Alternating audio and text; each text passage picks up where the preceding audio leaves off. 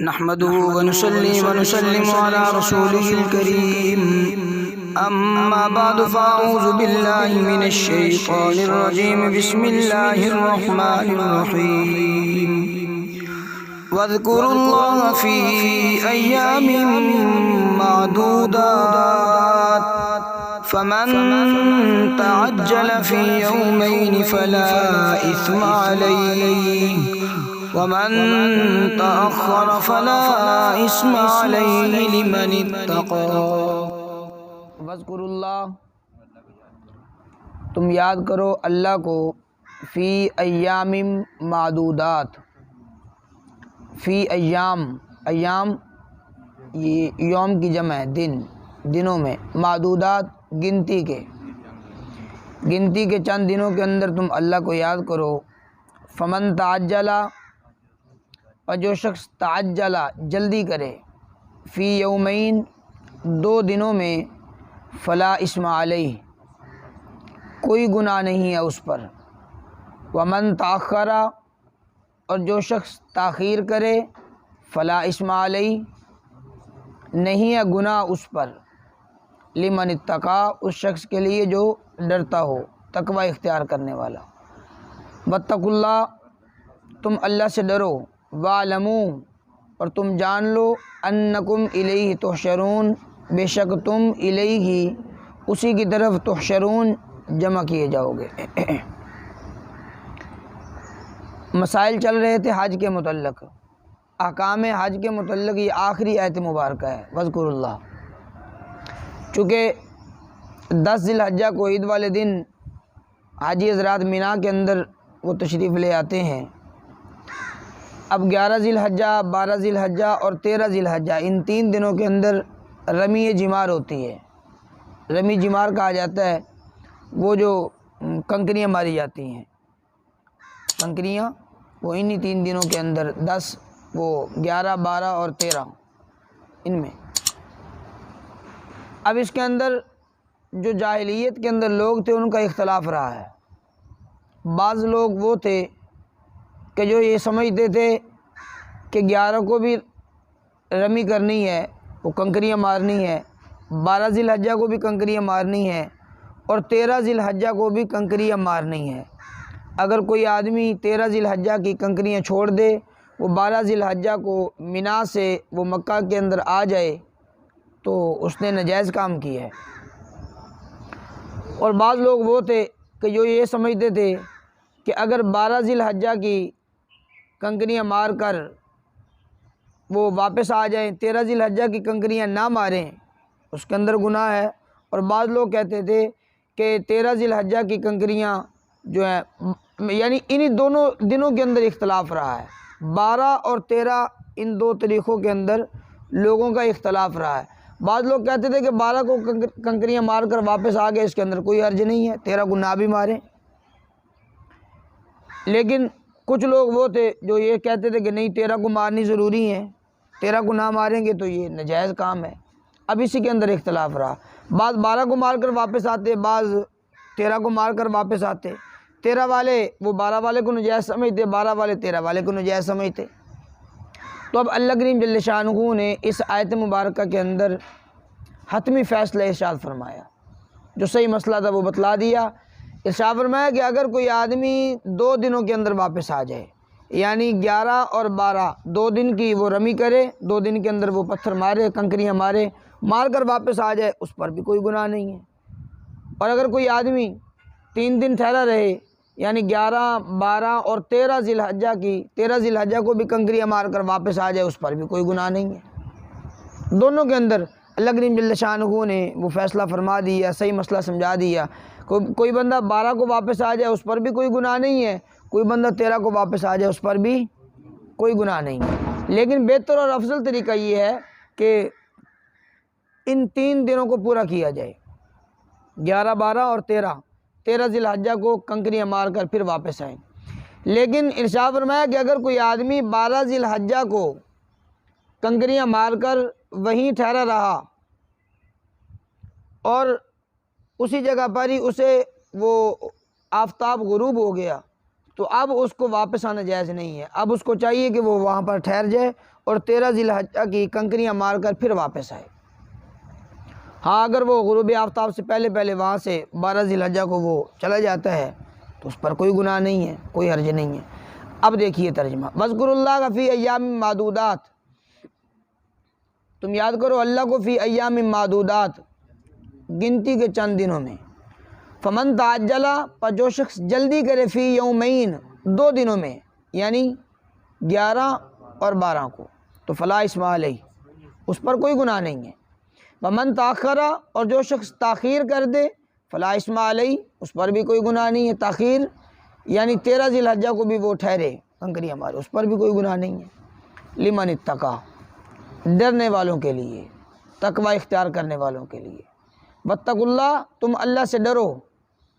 اب دیکھیے حج کے احکامات مکمل بیان کرنے کے بعد ارشاد فرمایا تم اللہ سے ڈرو، یہ مت سمجھو، اپنے اوپر مت غرور کرو کہ بھائی میں نے بہت بڑا کام کر لیا ہے۔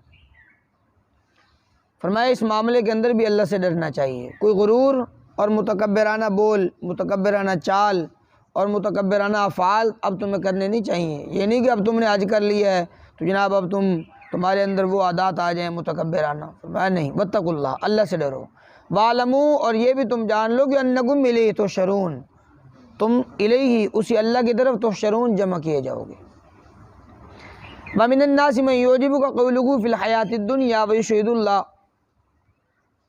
وَمِنَ النَّاسِ، لوگوں میں سے، من، وہ شخص، يُعْجِبُكَ، بھلی لگے آپ کو، قَوْلُهُ، اس کی بات آپ کو بھلی لگے، فی الحیات الدنیا، دنیا کی زندگی میں، وَيُشْهِدُ اللَّهَ، اور وہ گواہ بناتا ہو اللہ کو، عَلَىٰ مَا فِي قَلْبِهِ، اس پر جو اس کے دل کے اندر ہے، وَهُوَ أَلَدُّ الْخِصَامِ، اور وہ الد، سخت، الخصام، جھگڑالو ہے، اور وہ سخت جھگڑالو ہے۔ یہ 3 آیات مبارکہ، یہ آیت اور اگلی آیت، وَإِذَا تَوَلَّىٰ سَعَىٰ، اور اس سے اگلی آیت، وَإِذَا قِيلَ لَهُ اتَّقِ اللَّهَ، یہ 3 آیتیں بنو ثقیف کا ایک شخص تھا، اخنس بن شریک اس کا نام تھا، اخنس بن شریک، منافق تھا، اس نے کلمہ پڑھا لیکن نفاق تھا اس کے دل کے اندر۔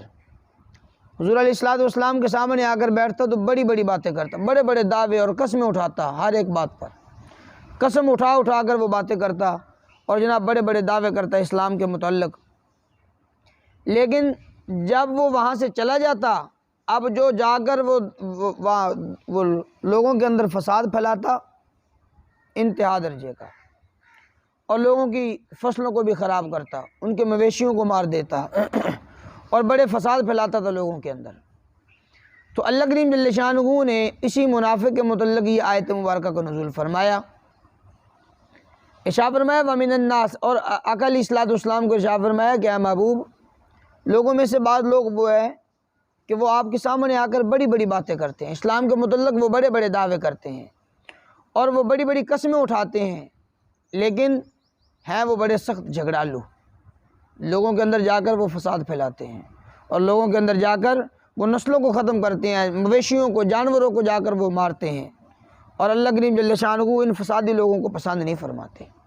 ان فسادیوں کے متعلق اللہ کریم نے ارشاد فرمایا، اور پھر اس کی سزا بھی اللہ کریم نے متعین فرمایا کہ اس کی سزا وہ جہنم ہے، فحسبہ جہنم، انتہائی برا ٹھکانہ ہے۔ وَمِنَ النَّاسِ، لوگوں میں سے، من یعجبک، من، وہ شخص، یعجبک، بھلی لگے، کا، آپ کو، قولہ، اس کی بات، فی الحیات الدنیا، دنیا کی زندگی میں، ویشہد اللہ، اور وہ گواہ بناتا ہے اللہ کو، عَلَىٰ مَا فِي قَلْبِهِ، اس پر جو اس کے دل کے اندر ہے، وَهُوَ أَلَدُّ الْخِصَامِ، اور وہ سخت جھگڑالو ہے۔ اس کا نام کیا تھا؟ اخنس بن شریک اس کا نام تھا، اس شخص کا جو منافق تھا۔ وَإِذَا تَوَلَّىٰ، جب وہ پھر جاتا ہے، سعیٰ، دوڑتا ہے، فی الارض، زمین میں، لیفسدا، تاکہ وہ فساد پھیلائے، فیہا، اس زمین میں، اس زمین کے اندر تاکہ وہ فساد پھیلائے، وَيُهْلِكُ الْحَرْثَ، اور ہلاک کرے کھیتی کو، وَالنَّسْلَ، اور نسل کو، یہ وہ جیسے میں نے بتلایا کہ وہ مویشیوں کو، جانوروں کو قتل کرتا اور کھیتیوں کو خراب کرتا، لوگوں کے اندر فساد پھیلاتا۔ واللہ لا یحب الفساد، اور بے شک اللہ پسند نہیں فرماتے الفساد فساد کرنے والے کو۔ وَإِذَا قِيلَ لَهُ اتَّقِ اللَّهَ، اور جب اسے کہا جاتا، وَإِذَا، اور جب قیل کہا جاتا لہو اس منافق آدمی کو، اتق اللہ، اللہ سے ڈر، تو اخذتہ العزت، آمادہ کرتا اس شخص کو عزت اس کا غرور، بالاسم، گناہ کرنے پر، اس کا غرور اسے گناہ کرنے پر وہ آمادہ کرتا، فحسبہ جہنم، فحسبہ، پس کافی ہے اس کو جہنم، اس کو جہنم کافی ہے، بلا بئس المہاد، اور البتہ بئسا، برا ہے، المہاد ٹھکانہ، یہ جہنم کا جو ٹھکانہ اس کے لیے متعین ہو گیا، یہ برا ٹھکانہ ہے۔ یہ تھا منافق آدمی۔ اب اگلی آیت مبارکہ میں وَمِنَ النَّاسِ مَن يَشْرِي نَفْسَهُ ابْتِغَاءَ مَرْضَاتِ اللَّهِ وَاللَّهُ رَءُوفٌ بِالْعِبَادِ، یہاں پر اللہ کریم جل شانہ نے مومن آدمی، ایک صحابی رسول ہیں، ان کے متعلق اللہ کریم جل شانہ نے اس آیت مبارکہ کا نزول فرمایا۔ نام ہے ان کا حضرت صہیب رومی رضی اللہ تعالیٰ عنہ، مکہ سے چلتے ہیں، ہجرت کر کے مدینہ طیبہ کی طرف تشریف لاتے ہیں، حضرت صہیب رومی رضی اللہ تعالیٰ عنہ۔ اب جب یہ مدینہ کی طرف یہ بڑے تیر انداز تھے، بہت زبردست تیر انداز تھے، اور جنگجو تھے بہت زبردست، تلوار جاننی بہت اچھے طریقے سے جانتے تھے، تیر اندازی بھی بہت جانتے تھے۔ جب انہوں نے ہجرت فرمائی ہے مدینہ سے، یہ مکہ سے مدینہ طیبہ کی طرف، تو ان کا پیچھا کیا ایک گروہ نے، مکہ کے ایک گروہ نے ان کا پیچھا کیا حضرت صہیب رومی کا، تو رستے میں پکڑ لیا۔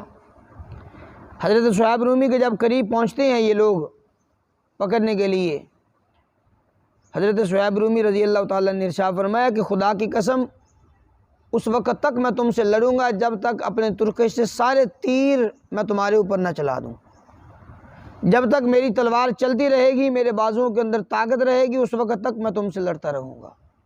بصورت دیگر میرے قریب نہ آنا، کھڑے رہنا ادھر، اگر میرے قریب آ گئے تو میں تم سے اس وقت تک لڑوں گا جب تک میری تلوار چلتی رہے گی۔ تو انہوں نے یہ گویا کہ انہیں یہ بتلا دیا کہ اگر میرے قریب آ جاؤ گے تو میں تمہارے ساتھ خوب لڑائی کروں گا، خوب جہاد کروں گا، اگر تم میرے پاس قریب آ گئے مجھے پکڑنے کے لیے۔ ہاں، دوسری صورت یہ ہے کہ اگر تم واپس چلے جاؤ مکہ کے اندر، مجھے چھوڑ دو، تو میں تمہیں بتلاتا ہوں جہاں جہاں پر میرے خزانے پڑے ہیں، وہ خزانے تم لے لو۔ وہ کہنے لگے جی بتلاؤ کہاں پر ہیں خزانے؟ حضرت صہیب رومی رضی اللہ تعالیٰ نے اپنے خزانوں کے متعلق بتلا دیا جو مکہ کے اندر تھے، کسی جگہ پر چھپا کر رکھے تھے یا کسی کے پاس تھے، جو بھی سب بتلا دیا، فلاں فلاں جگہ پر خزانہ ہے، جاؤ جا کر وصول کر لو، لیکن مجھے کچھ نہ کہنا، چھوڑ دو مجھے۔ تو کہنے لگے جی ٹھیک ہے، انہوں نے چھوڑ دیا حضرت صہیب رومی کو۔ اب حضرت صہیب رومی رضی اللہ تعالیٰ مکہ سے چلتے ہیں، مدینہ کی طرف تشریف لاتے ہیں۔ ابھی مدینہ کے اندر پہنچے نہیں ہیں کہ اللہ کریم جل شانہ نے ان کی تعریف کے اندر آیت مبارکہ کا نزول فرما دی ہے۔ اب آقا علیہ الصلوۃ والسلام نے اصحاب علیہ رضوان کو یہ پہلے بتلا دیا تھا کہ میرا ایک جانثار صحابی، وفادار صحابی آ رہا ہے مکہ سے، اس کی تم نے جا کر تم نے استقبال کرنا ہے۔ سیدنا عمر فاروق رضی اللہ تعالیٰ عنہ اپنے ساتھ صحابہ کا ایک گروہ لے کر گئے ہیں ان کے استقبال کے لیے، حضرت صہیب رومی کے استقبال کے لیے۔ اور جب حضرت صہیب رومی وہ مدینہ کے اندر داخل ہوئے، لوگوں نے استقبال کیا اور مبارکبادیاں دیں حضرت صہیب رومی کو۔ مبارک ہو آپ کو اے صہیب، آپ کو مبارک ہو کہ آپ نے جو سودا کیا ہے وہ بڑا عمدہ سودا کیا ہے، آپ نے بڑا نفع مند اور بڑا فائدے والا آپ نے سودا کیا ہے ان لوگوں کے ساتھ۔ تو حضور علیہ الصلوۃ والسلام کے پاس حضرت صہیب رومی تشریف لائے اور آقا علیہ الصلوۃ والسلام نے بھی انہیں مبارکباد دی۔ ارشاد فرمایا کہ اے صہیب، جو آپ نے سودا کیا ہے نا، آج جو سودا کر کے آئے ہو ان کافروں کے ساتھ، وہ آپ نے سودا بڑا زبردست کیا ہے، بڑا نفع مند تجارت کی ہے آپ نے۔ دیکھیے گا ترجمہ، وَمِنَ النَّاسِ، لوگوں میں سے، من وہ شخص، یشری جس نے بیچ دیا، نفسہ اپنے آپ کو، ابتغاء مرضات اللہ، اللہ کی رضا کو حاصل کرنے کے لیے، اللہ کی رضا کو حاصل کرنے کے لیے، اللہ کی رضا کو تلاش کرنے کے اندر جناب اس نے اپنے آپ کو بیچ دیا، یعنی مال کی وجہ بیچا، مال لے لو مجھے چھوڑ دو، مال مجھ سے لے لو مجھے چھوڑ دو، تو مال ان کو دے دیا۔ واللہ رؤوف بالعباد، اللہ بڑا ہی مہربان ہے اپنے بندوں پر۔ اب دیکھیے دونوں قسم کے لوگوں کو اللہ نے بیان فرمایا، پہلے منافق ہے اور اس کے بعد پکا مومن ہے، دونوں کے حالات کو بیان فرمایا، دونوں کا تذکرہ کیا۔ منافق کا انجام بھی دیکھیے، فحسبہ جہنم ولبئس المہاد، اور جو مومن ہے اس کا انجام بھی دیکھیے کہ ابتغاء مرضات اللہ واللہ رؤوف بالعباد، اللہ نے اس پر مہربانیاں کی ہیں۔ ابھی مدینہ کے اندر پہنچے نہیں ہیں کہ استقبالی اللہ کریم نے پہلے آیات مبارکہ کو نازل فرما دیا ان کی تعریف کے اندر۔ اچھا، ان آیات مبارکہ کا نزول تو انہی کے لیے ہے، یہ یاد رکھیے گا۔ یہ منافق ہے، اخنس بن شریک ہے، یا یہ مومن ہے، صحابی رسول ہیں حضرت صہیب رومی، ان کا جو نزول ہے وہ خاص ہے انہی کے لیے، لیکن ان آیات مبارکہ کا جو حکم ہے وہ عام ہے سب کے لیے۔ کوئی بھی منافق ہوگا اس کا حشر یہی ہوگا، کوئی بھی مومن ہوگا اللہ کریم جل شانہ کی رضا ہوگی اس کے لیے، کوئی بھی مومن شخص ہوگا اس کے لیے۔ یا ایھا الذین آمنوا ادخلوا فی السلم کافۃ ولا تتبعوا خطوات الشیطان انہ لکم عدو مبین۔ یا ایھا الذین آمنوا، اے ایمان والو، ادخلوا، داخل ہو جاؤ، فی السلم، اسلام میں، کافہ، پورے کے پورے، اسلام کے اندر پورے کے پورے داخل ہو جاؤ۔ ولا تتبعوا، نہ تم اتباع کرو، خطوات الشیطان، شیطان کے قدموں کی، انہ لکم عدو مبین، بے شک وہ شیطان لکم، تمہارے لیے، عدو مبین، کھلم کھلا دشمن ہے۔ یہ آیت مبارکہ ان کا نزول ہے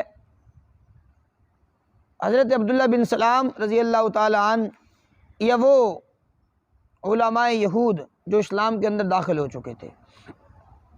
حضرت عبداللہ بن سلام رضی اللہ تعالی عنہ چونکہ یہ بڑے تگڑے وہ یہودی تھے اور بڑے تگڑے عالم تھے یہودیوں کے، اسلام میں داخل ہوئے، لیکن یہ یاد رکھیے گا جو یہودی تھے، بنی اسرائیلی تھے، ان کے لیے ہفتے کے دن کی تعظیم تھی، ہفتے کے دن کی وہ تعظیم کرتے تھے، اور اونٹ کا گوشت ان کے لیے جائز نہیں تھا۔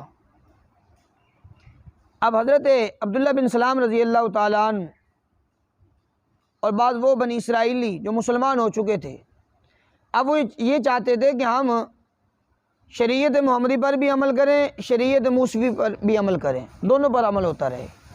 اب انہوں نے اجازت طلب کی آقا علیہ الصلوۃ والسلام سے، یا رسول اللہ ہمیں اجازت دے دیجئے کہ ہم ہفتے کے دن کی تعظیم کریں، اونٹ کا گوشت جیسے وہاں پر نجائز تھا وہ نجائز رکھیں، اونٹ کا گوشت نہ کھائیں، قرآن پاک کی بھی ہم تلاوت کریں، تورات کی بھی ہم تلاوت کرتے رہیں، تاکہ دونوں شریعتوں پر عمل ہوتا رہے۔ تو اللہ کریم جل شانہ نے ان کے متعلق ان آیات مبارکہ کا نزول فرمایا۔ یا ایھا الذین آمنوا، اے ایمان والو، ادخلوا، تم داخل ہو جاؤ، فی السلم، اسلام کے اندر، کافہ، پورے کے پورے۔ جب تم نے شریعت محمدی پر وہ اسلام لا چکے ہو، اب اسلام قبول کر لیا ہے، اب تم شریعت محمدی کے اندر داخل رہو اور پورے کے پورے شریعت محمدی پر عمل کرو۔ باقی شریعتوں کو وہ منسوخ کر دیا گیا ہے، وہ شریعتیں اب نہیں ہیں، اب ان کا حکم باقی نہیں ہے، اب دوسری شریعتوں پر عمل نہیں ہوگا، اب عمل ہوگا تو وہ شریعت محمدی پر عمل ہوگا۔ اس لیے چاہ فرمایا کہ ایمان والو داخل ہو جاؤ، فی السلم کافہ، اسلام کے اندر پورے کے پورے۔ ولا تتبعوا خطوات الشیطان، شیطان کے قدموں کی پیروی نہ کرو۔ اب جو بنی اسرائیل کے لیے جو حدود تھی، بنی اسرائیل کے لیے جو قیودات تھیں، وہ انہی کے لیے تھی، ہفتے کے دن کی تعظیم انہی کے لیے، مچھلی اس دن نہ پکڑنا وہ انہی کے لیے، گوشت اونٹ کا نہ کھانا وہ انہی کے لیے، وہ سب کچھ ان کے لیے تھا، ہمارے لیے نہیں ہے۔ ہمارے لیے ہفتے کے دن کی تعظیم کوئی ضروری نہیں ہے، مچھلی پکڑنا ہمارے لیے نجائز نہیں ہے، اور اسی طرح اونٹ کا گوشت کھانا وہ ہمارے لیے نجائز نہیں ہے، سب کچھ جائز ہے۔ جان بوجھ کر اپنے آپ پر یہ نجائز نہ کریں، جو جائز ہے اس کو جائز رکھیں۔ ولا تتبعوا خطوات الشیطان، شیطان کے قدموں کی پیروی نہ کرو، انہ لکم عدو مبین، بے شک وہ شیطان تمہارا کھلم کھلا دشمن ہے۔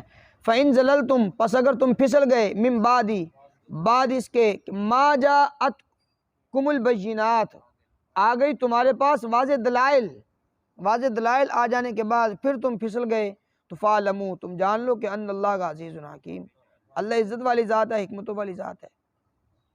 هل ينظرون الا ان ياتيهم الله في ظلل من الغمام والملائکۃ وقضی الامر والى اللہ ترجع الامور۔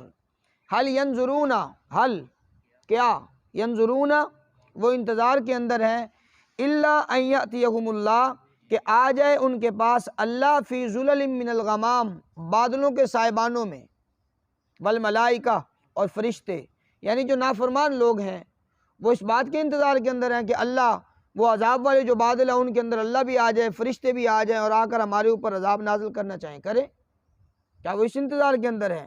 وقضی الامر، اور فیصلہ تمام ہو جائے، وإلی اللہ ترجع الامور، اور اللہ کی طرف ترجع الامور، تمام امور لوٹنے والے ہیں، سب کے سب امور وہ اللہ کی طرف لوٹنے والے ہیں۔